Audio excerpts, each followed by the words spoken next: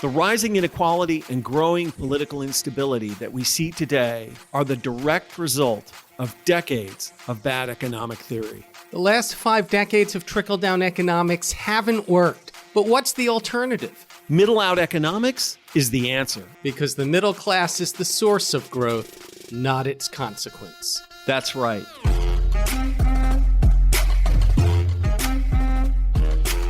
This is Pitchfork Economics with Nick Hanauer, a podcast about how to build the economy from the middle out. Welcome to the show. Hey, Pitchfork listeners, Goldie here. We've talked a lot on the pod about free trade and how it's shaped the American economy, but what about our neighbors to the north? You know, what President Trump calls our 51st state. In this episode, producer Freddy digs into the question with journalist Luke Savage, who explains how NAFTA and its successors have locked Canada into a trade model that serves corporations first and workers last. Here's Freddy's conversation with Luke.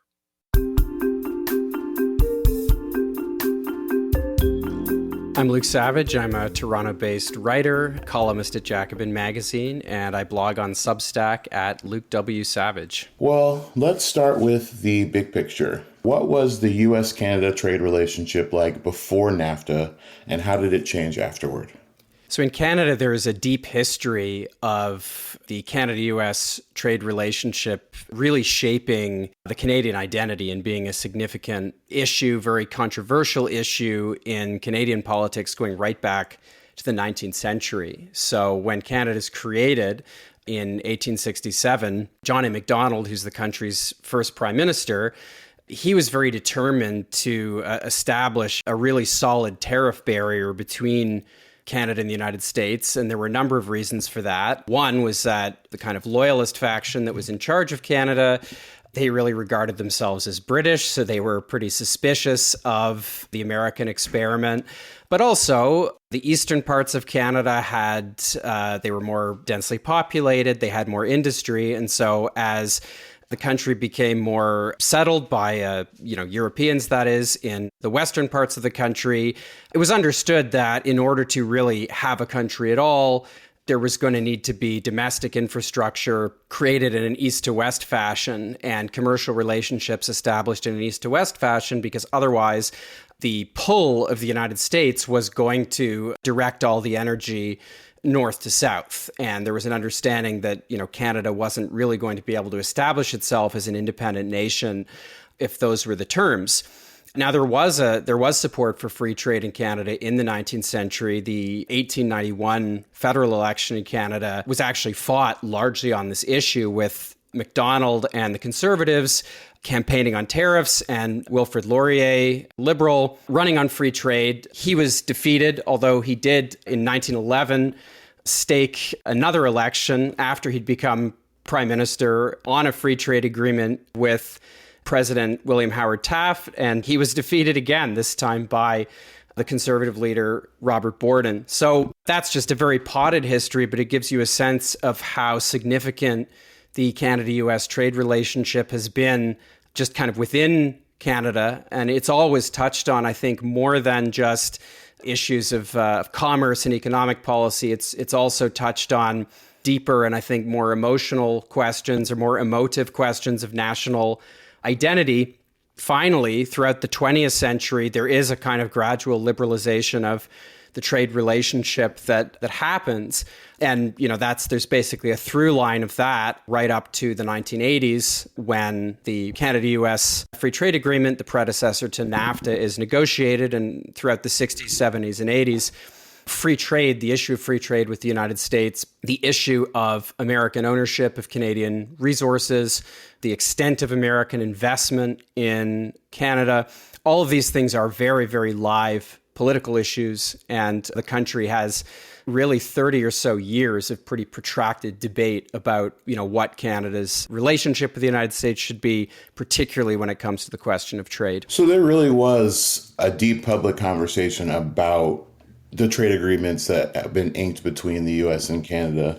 And would you say that those conversations were more controversial, or was it more of a consensus? Like, were people mostly, because you're saying it's kind of not just finance and commerce, it was also a motive, like some of it was about how much American investment would be here and American industry owning things in Canada. Would you say it was more controversial or more consensus? Well, I would basically chart I think you can chart a trajectory where from the 50s and 60s through to the 1980s, initially there was a broader consensus on the need for some restrictions, a certain degree of economic protectionism vis-a-vis the United States, that kind of thing.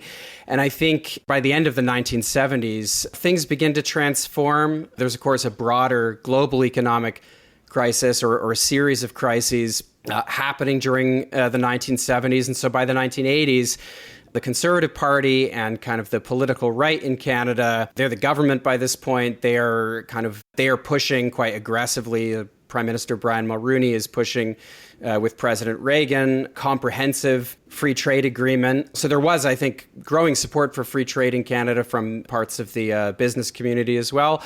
But the election in 1988, the federal election, is essentially fought on the issue of free trade. And there really is majority opposition to free trade. It's a very, very controversial policy throughout much of the country. There was a bit more support for it in Quebec, which is interesting. But the Conservatives who were campaigning on pro-free trade policy, they did not win a majority of votes, but they did win a majority of seats under Canada's electoral system. So that effectively consolidated free trade, which then was locked in with the negotiation of NAFTA a few years later. So all of this was very controversial, very combative, fiercely debated as it was happening. But I think after free trade was consolidated through NAFTA, it sort of fell off as a public conversation. Canada's economy was really locked into these agreements. It was not an issue that critics were able to mobilize the same kind of opposition to free trade as perhaps they had previously.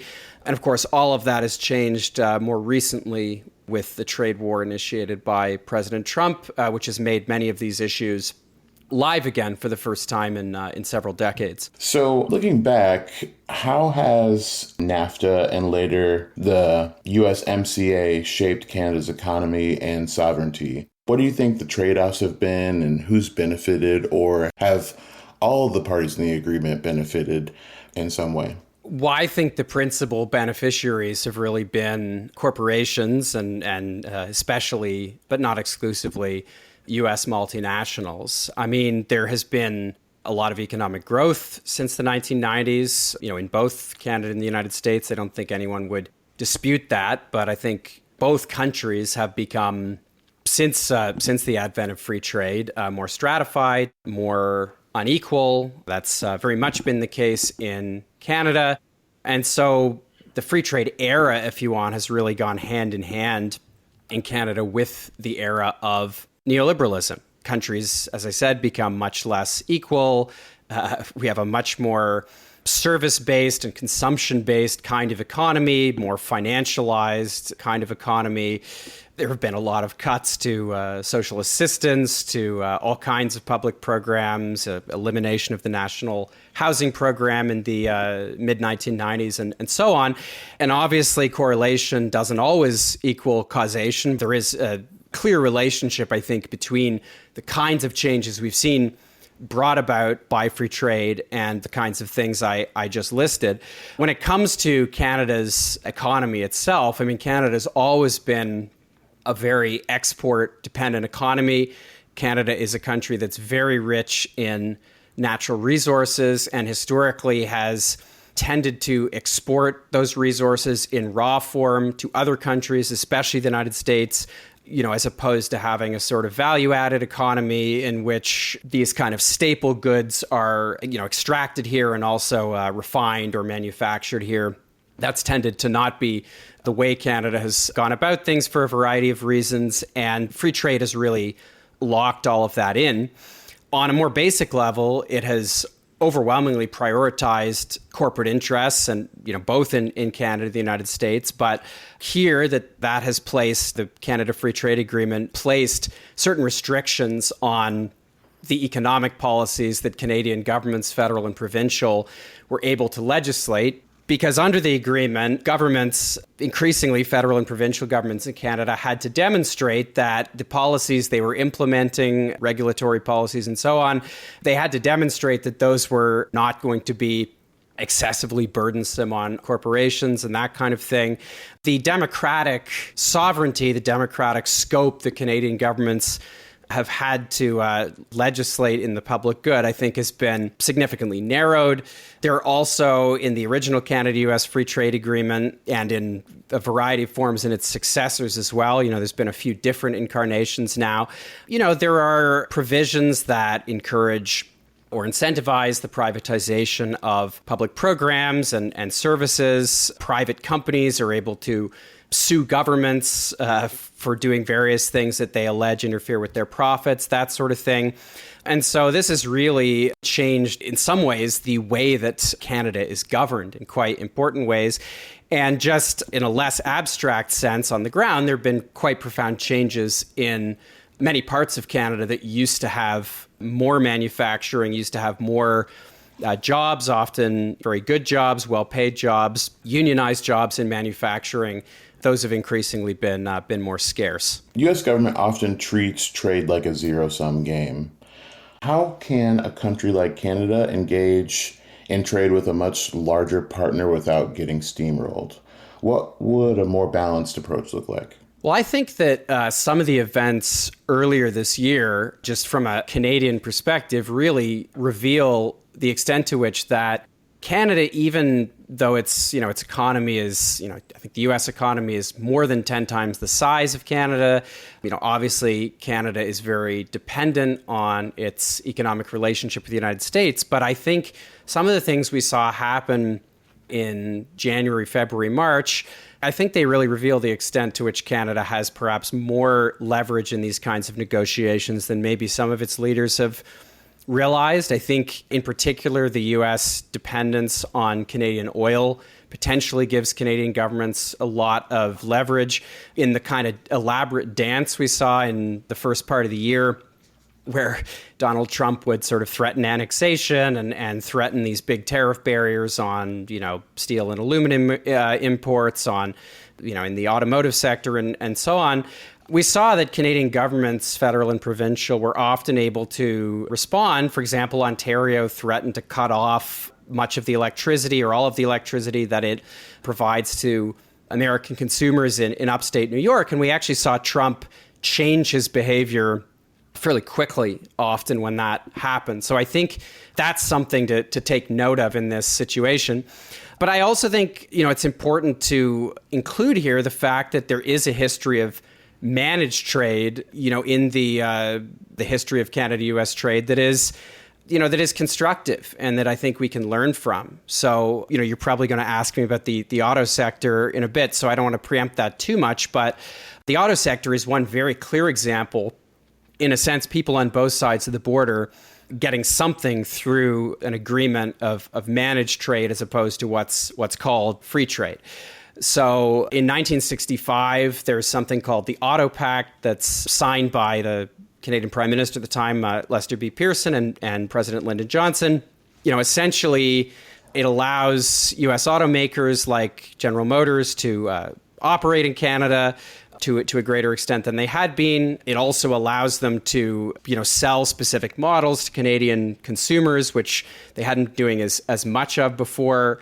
So after the agreement, Canadians are actually buying more of these cars, some of which are actually manufactured in the United States.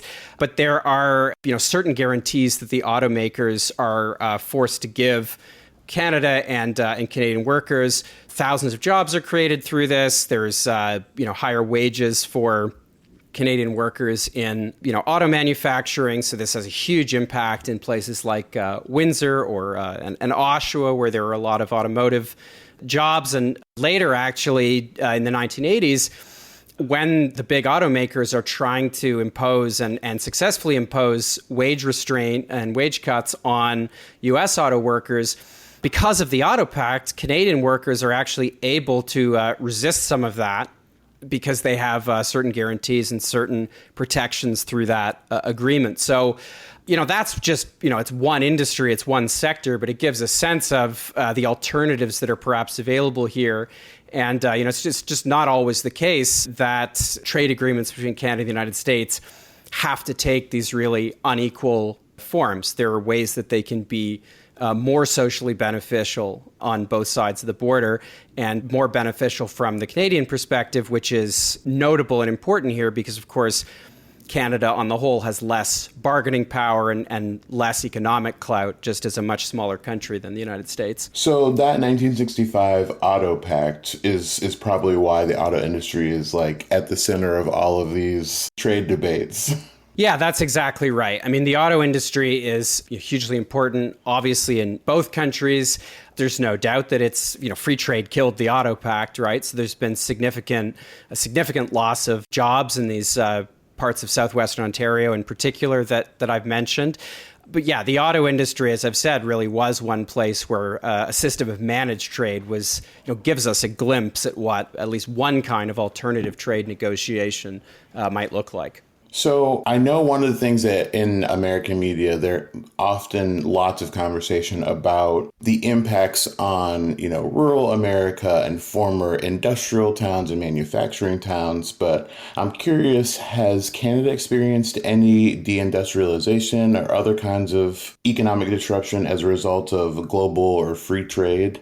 And how do you think that's shaped Canadian politics, especially in regions hit hardest by those changes? Yeah, I mean, it's absolutely the case that there have been quite significant deindustrialization in Canada since the 1980s, and that it's had a really profound social impact, particularly, but not exclusively, but particularly in places that had historically a lot of manufacturing. So I grew up in southwestern Ontario, which for decades was, or longer than decades really, was the center of manufacturing, or, the greatest hub of manufacturing in the country.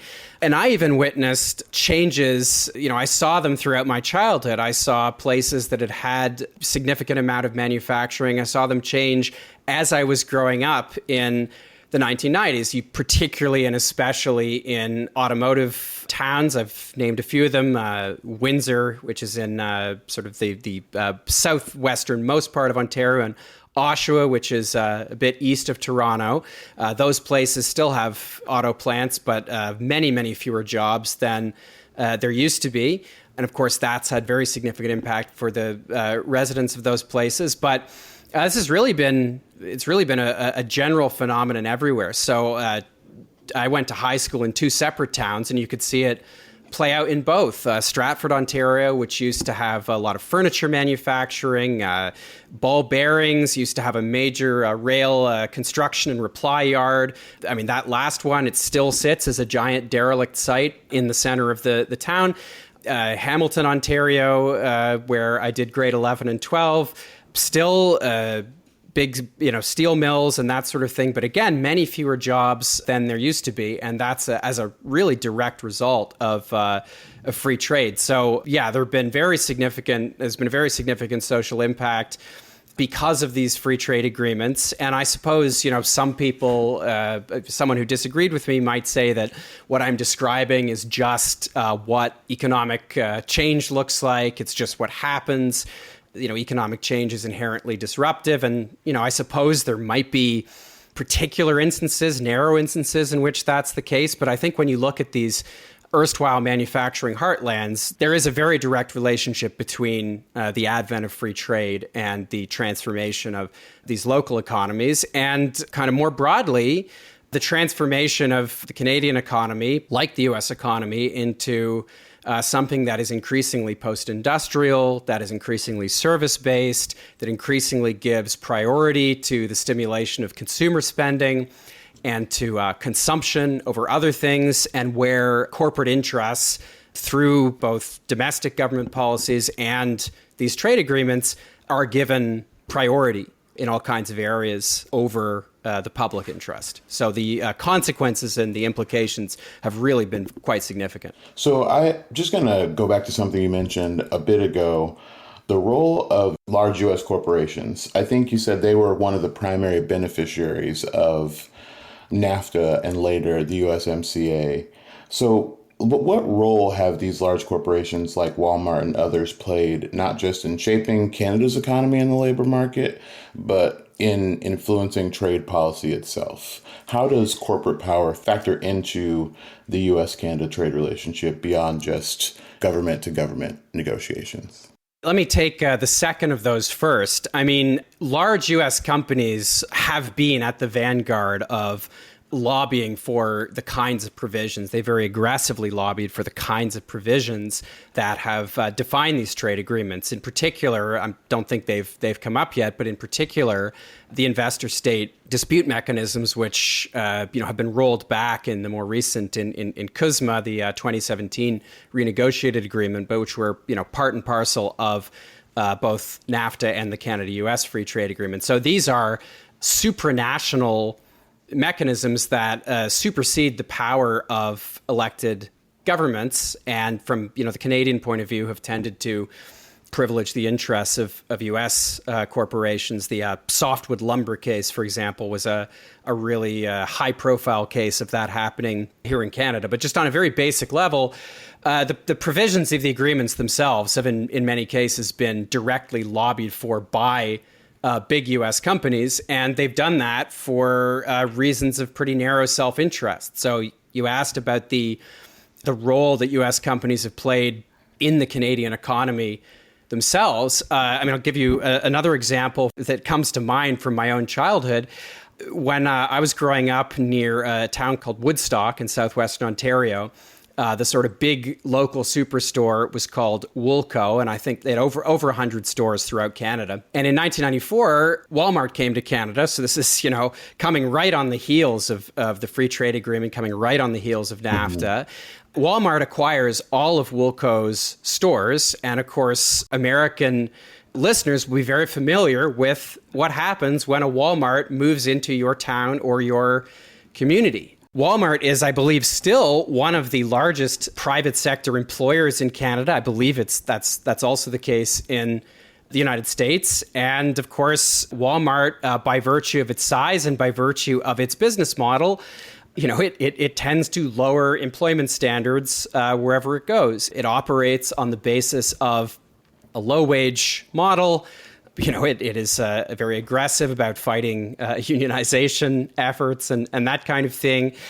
So it puts a downward pressure on wages and on labor standards wherever it operates. And that's happened in Canada, much as it's happened in the United States. And there have been examples, one high-profile example in Quebec, I believe, in the mid-2000s, where there was a successful organizing drive at a Walmart store somewhere in Quebec, and Walmart simply closed the store. And everything I've just told you, everything I've just described is the example of just one big American retailer operating in Canada. So many more examples of that kind to be found. The Walmart, for obvious reasons, is one of the most significant. So what would a fair, resilient trade relationship between Canada and the U.S. actually look like? And what changes would make the biggest difference for working people in both countries? Well, I guess I'll give an maybe unhelpfully broad answer here, but I basically think we need a comprehensively different species of international agreement when it comes to trade. And, that's speaking generally, but also, particularly when it comes to the Canada-U.S. trade relationship. I mean, Canada and the United States, for all kinds of reasons, the foremost among them being just how close they are geographically, of course they're going to have a commercial relationship. Of course they're going to have a trade relationship. And, it's always going to be very significant to the economies of both countries.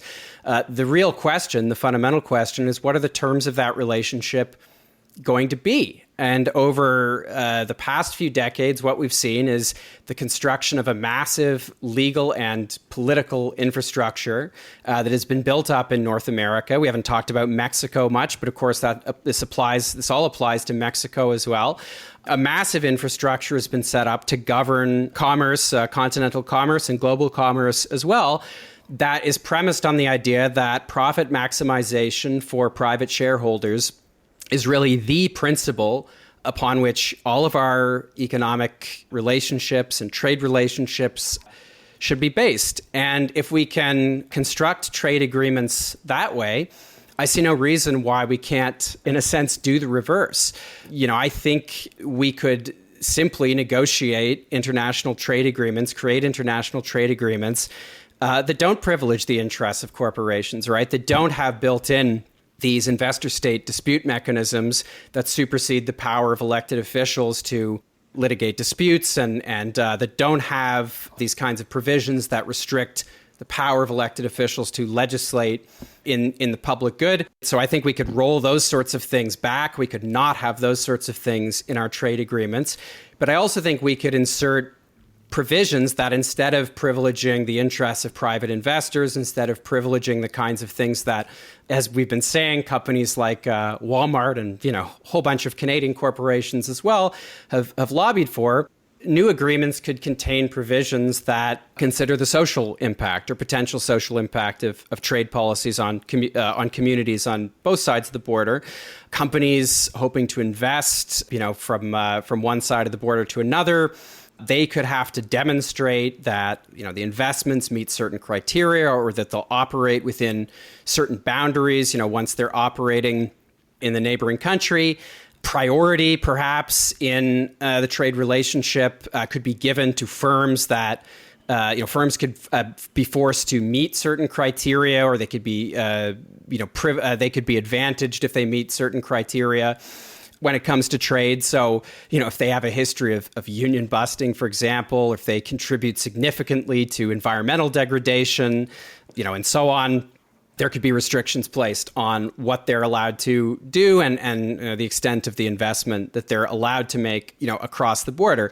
And, I realize that all of that probably sounds somewhat utopian, and there's no doubt that it would require a very significant political lift to achieve. But just in the abstract, if we can design agreements that are in the interests of corporations and investors, I really see no reason, in principle, why we couldn't design them with broader social interests in mind, with broader public and labor interests in mind as well.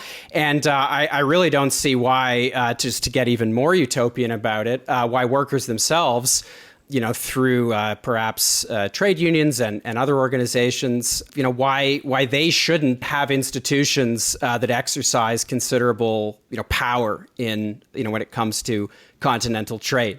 I'd love to see U.S. and Canadian and Mexican workers be able to operate through democratic structures, perhaps nationally based democratic structures, perhaps internationally based democratic structures that allow them to operate as a bloc during trade negotiations. All of these things, I guess, in light of what we've experienced for the past 30 or 40 years, probably sound quite pie in the sky, but I certainly don't think they're impossible. And I think they're all important things to keep in mind if we're trying to consider, particularly in a moment like this, what a more egalitarian and labor-friendly, on both sides of the border, kind of trade partnership might look like. So if you could wave a magic wand and you had no political constraints and you could redesign the trade relationship between the United States and Canada in a way that actually serves working people, what would be the first thing you'd change? So you've got all the power. I would renegotiate the agreement from the bottom up. I would, if that's the right expression, I would completely reimagine the agreement quite comprehensively so that it perhaps conformed to the principles that I just laid out in my previous answer. In fact, I said so much just now to your previous question. I'm not really sure I have much more to add here, but really, I'd just like to redesign these agreements and have a much more worker-friendly and socially beneficial kind of trade relationship. And I think having that codified in something as important as a trade agreement between two economies the size of the United States and Canada, and of course Mexico as well, ideally. I think if North America could institutionalize a trade agreement like that as an alternative to the sorts of trade agreements we've become familiar with in the era of globalization, I think that would have a very significant global impact, and I think it would probably end up benefiting workers and communities throughout the entire world.